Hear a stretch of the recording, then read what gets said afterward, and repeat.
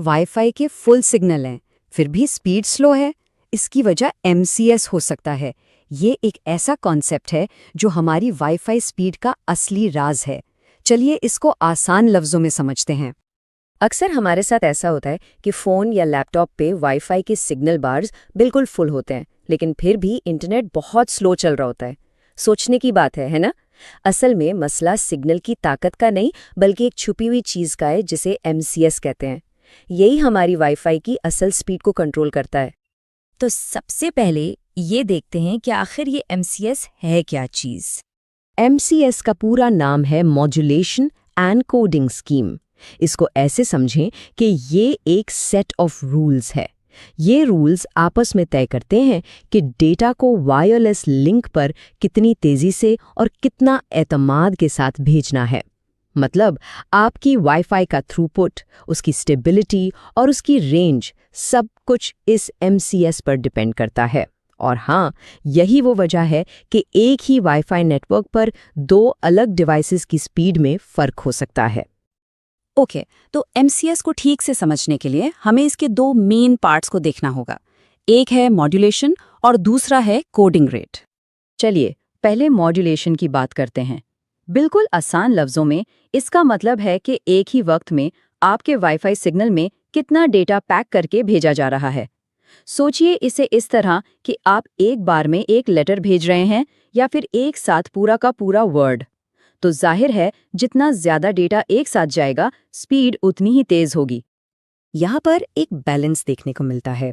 लो modulation जैसे BPS के में डेटा तो कम जाता है, लेकिन इसका फ़ायदा ये है कि कनेक्शन बहुत स्टेबल होता है और दूर तक आराम से काम करता है। दूसरी तरफ हाई मॉड्यूलेशन है, जैसा कि नए वाईफाई 6 में 1024 QM। इसमें डेटा तो बहुत सारा जाता है, लेकिन इसको काम करने के लिए एकदम साफ और स्ट्रॉन्ग सिग्नल चाहिए होता है। अब आते हैं इसके दूसरे हिस्से यानी कोडिंग रेट पर। ये असल में एक किस्म का बैकअप सिस्टम है। जब डेटा हवा में ट्रैवल करता है तो उसमें कुछ गलतियां हो सकती हैं। कोडिंग रेट इसमें थोड़ा एक्स्ट्रा एरर करेक्शन डेटा शामिल कर देता है ताकि हमारा कनेक्शन रिलायबल रहे और डेटा सही सलामत पहुंचे। और यहाँ पर आता है असल फैसला यानी ट्रेड ऑफ। अगर कोडिंग रेट स्ट्रॉन्ग है जैसे 1/2, तो इसका मतलब है कि डेटा में एरर करेक्शन बहुत ज़्यादा है। इससे कनेक्शन तो रॉक सॉलिड हो जाता है, लेकिन स्पीड थोड़ी सी कम हो जाती है क्योंकि थोड़ी सी बैंडविड्थ इस बैकअप डेटा में इस्तेमाल हो रही होती है। लेकिन अगर कोडिंग रेट कमज़ोर हो जैसे 5/6, तो स्पीड तो फुल मिलती है, लेकिन रिलायबिलिटी थोड़ी कम हो जाती है। ठीक है, अब जब हमें मॉड्यूलेशन और कोडिंग रेट दोनों का पता चल गया है, तो चलिए देखते हैं कि MCS असल में इन दोनों को मिलाकर काम कैसे करता है। ज़रा इस टेबल को देखें। MCS इंडेक्स एक सिंपल सा नंबर होता है जो मॉड्यूलेशन और कोडिंग रेट के एक खास कॉम्बिनेशन को रिप्रेजेंट करता है। जैसे अगर MCS इंडेक्स 0 है तो इसका मतलब है लो मॉड्यूलेशन यूज़ हो रही है, जिससे स्पीड कम लेकिन स्टेबिलिटी बहुत ज़्यादा होगी। जैसे जैसे इंडेक्स बढ़ता है, मॉड्यूलेशन कॉम्प्लेक्स होती जाती है, स्पीड बढ़ती है, और फिर आते हैं हाई इंडेक्स पे, जैसे वाईफाई 6 में जहाँ 1024 QAM यूज़ होता है। यहाँ स्पीड तो ज़बरदस्त मिलती है, लेकिन इसके लिए सिग्नल का स्ट्रॉन्ग होना बहुत ज़रूरी है। और सबसे कमाल की बात यह है कि ये सारा काम ऑटोमेटिकली होता है। हमारी डिवाइसेस इतनी स्मार्ट हैं कि वो फासला, सिग्नल की क्वालिटी और आसपास की इंटरफेरेंस को खुद मॉनिटर करती हैं और उसके हिसाब से बेस्ट MCS इंडेक्स फौरन सेलेक्ट कर लेती हैं।